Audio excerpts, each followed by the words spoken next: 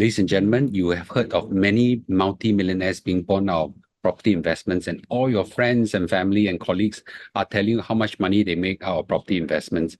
We rarely heard of stories of people being devastated by property investment. Is it true that nobody lose money in property investment or nobody get in trouble with property investment?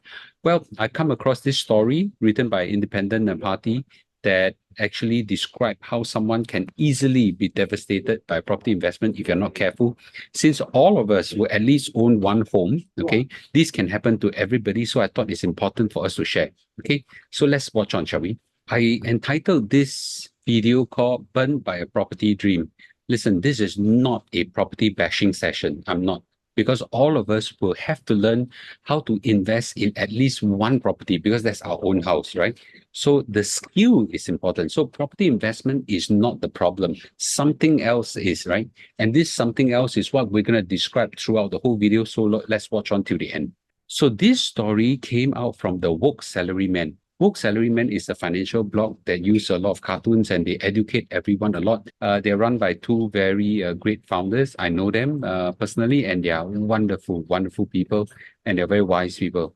This is a story by them. I encourage everybody to go follow their channel and their website. And I want to share with everybody the insights that I found from this.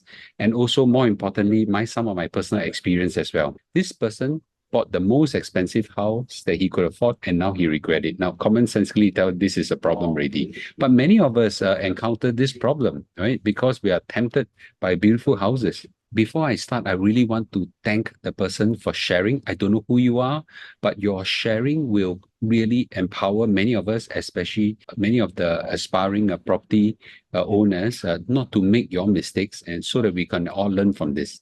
So the background to this is that this is a very smart IT tech person, and he has done successfully in his early years. He has done 3 job change in 2 years, and every job he jumped, he got insane pay jump, right? Those were the days before the interest rate rise and tech jobs were really paying super well. He did something quite interestingly. He did something called overemployment. It sounds like myself. I think I'm working too much as well. He worked 2 jobs at the same time. 2 jobs at the same time. One job in Singapore and one job remotely from US.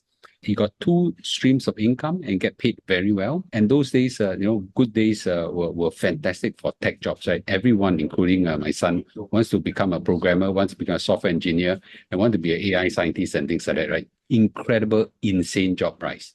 And he actually earned a lot of money, and he upgraded from his 4-room flat to a bigger dream house. He never explained what the dream house is, but we imagine that it's a private property, and his wife also stopped working. So in the start of 2022 is the year where interest rates start to rise, right? We decided to upgrade to a new house, a big house, bigger than our 4-room flat, our dream house, right? They're all very happy. This is the mistake number one that I see. I'd like to encourage everybody that do not stop working, okay? Do not stop working, husband and wife. Dual income is always more powerful than one income, okay? Dual income is very, very important because should one of you all get retrenched or one of you all hit a problem, there's another stream of income that's still going on. But the wife stopped working, probably thinking that good days are here and can last forever. So this is mistake number one.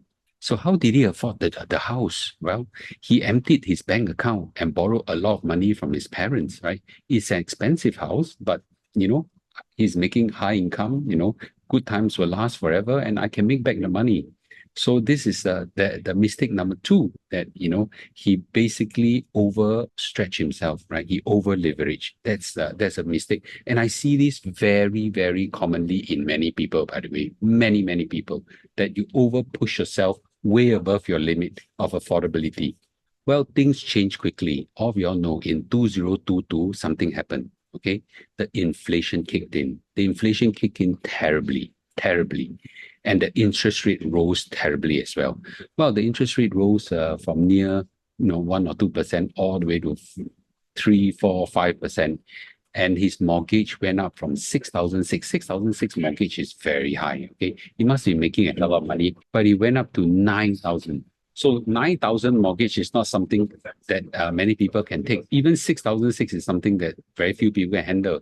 So the mistake here is really to not assume that the cost of ownership will change. interest rate environment is something that is very difficult to assume, and I don't believe in those bankers or real estate agents that tell you that, oh, interest rate is low and will last forever, or interest rate spike right now will soon fall, right? It's been 2 years. The interest rate is still high and is most likely going to stay high for a long time. I don't know whether you guys encounter this, but when you have bad luck, okay, one thing will always lead to another, meaning that one bad luck will always come with a second bad luck and third bad luck, fourth bad luck. Have you encountered this before? I noticed that, right? Noticed that, and they're all unrelated, but somehow bad luck just happened. So it happened to this guy as well. Actually, they are all related. It's all because of the inflation, high interest rate.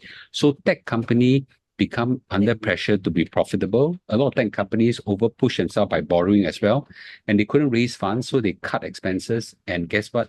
They started retrenching people. So this gentleman lost his US job. He lost his US job, and the Singapore one took a big pay cut, right? So that's very serious, right? Very, very serious, because you has a mortgage of $9,000. Even 6,600 is frightening, not to mention $9,000. And guess what? After that, then he was retrenched. Okay, this is like the worst case scenario. His wife is not working. He lost his US job. He lost his Singapore job. So whole family income go kaput. So this is the mistake number 4, is not assuming a worst case scenario. A lot of people always believe that, we should always live based on a base case scenario, not a worst case scenario.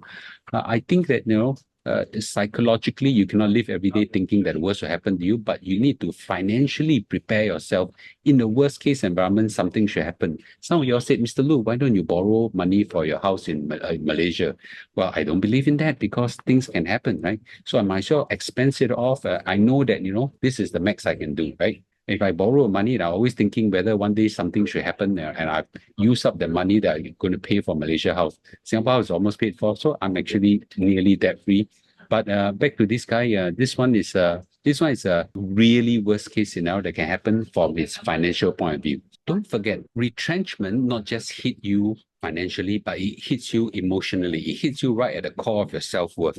So many people cannot take the impact of a retrenchment, and they get emotionally very disturbed, and they actually cannot shake away the feeling that I was the one that's chosen for retrenchment. I must be bad. I must be lousy. I must be whatever, right? So retrenchment is something that hits you such that it will have a lingering effect. And some people feel so bad about it, that I've got one ex-colleague that after being retrenched, it hit him so badly that he has to check into to a hospital to recuperate. So that's not something easy for people to handle. So when you are being retrenched, there is a possibility your financial impact can last even longer, right? So back to this person, he lost his job and his savings can only last for 4 months. Okay, 4 months. That's not too bad. He at least got 4 months. Okay, and he cannot sell his house because it would then be at a loss, because he probably bought it expensive, and he will lose his retirement money that he has borrowed from his parents. This gentleman cannot sell his house because it will be at a loss. He will lose the retirement money of his parents that he has borrowed from his parents. So he's caught between the devil and the deep blue sea, right? So this is something I also want to urge everybody, is that to make sure you have a bigger cash buffer. Now, I used to think 3 to 6 months would be enough, but no. I think right now we got to prepare for at least 9 to 12 months. Ever since COVID, we have taught the lesson that bad times can last for a very long time. So what are some of the lessons that this gentleman has learned so that we can all learn from him? So the first thing that he rightfully pointed out is, don't take good things for granted, right? Good times may not last. So he actually said this a very interesting concept called regression to the mean. It's a sophisticated way of saying that, good times will go back to normal, bad times also go back to normal. But for him, he was experiencing good time. So those things will go back to normal. And that's something that he thought that his unusually high income was the norm. So I'd like to urge everybody, when you have unusually high income, save as much as possible, invest as much as possible without leverage, okay? But you do not assume that that was a norm, right? So the lesson to learn is that, pre-COVID time, interest rate was very low. During COVID time, interest rate was very low as well. So just very clear. I don't think you need to talk about the low interest rate thing, okay? A special note about ultra low interest rates, right? The ultra low interest rates of this period is an abnormally, right?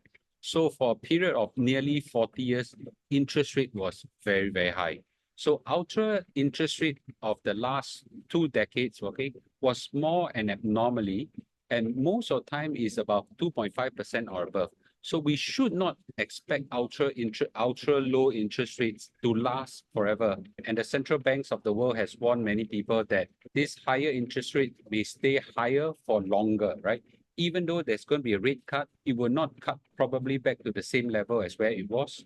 So I think we need to factor that into our calculations. The most important lesson that this person had taught me is to buy within your means. Buy within your means, right?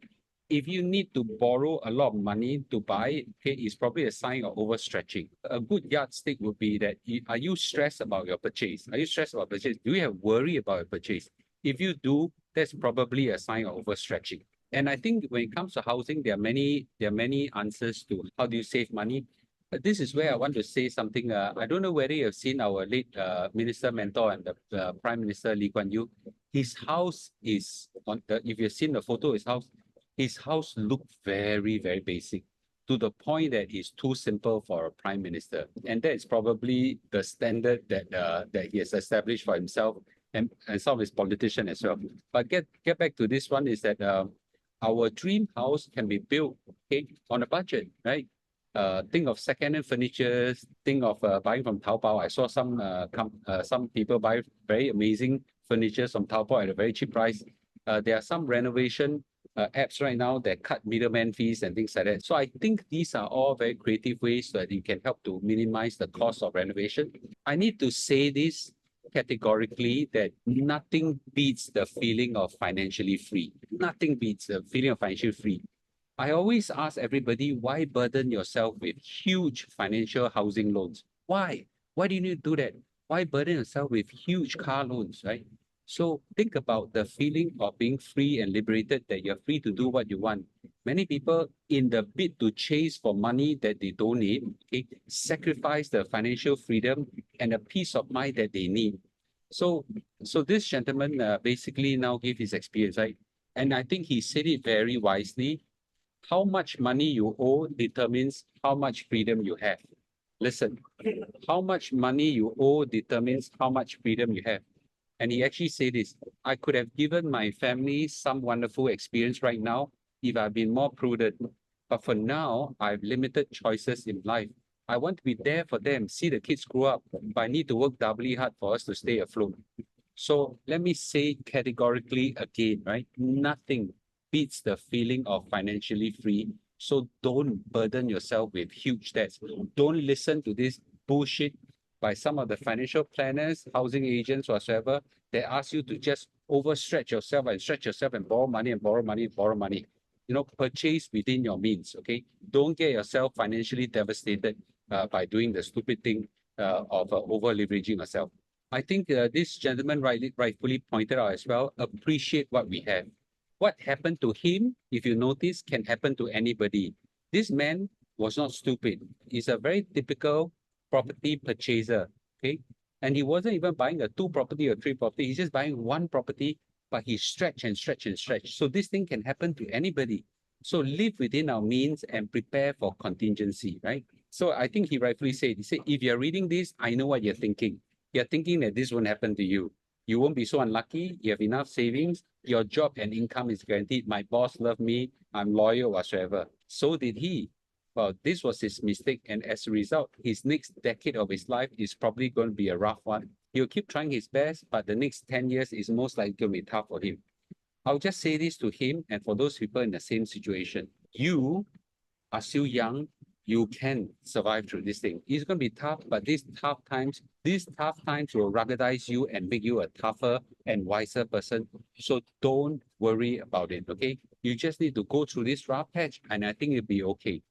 For those people who haven't made this mistake or at the risk of making this mistake, please learn to avoid this mistake, because this thing that happened to him can happen to you too. So I just like to share that when I was very, very young, at my 20s, something similar happened to me, not in the same breath, but I was hit also by property investments that is wrongly done. But fortunately, I went past that. Today, I'm doing financially very well.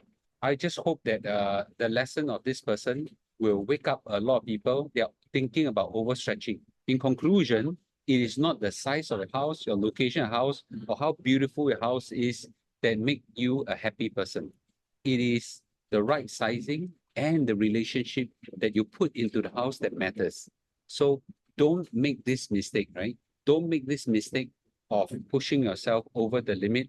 And let's all be wise about financial investments and housing purchase.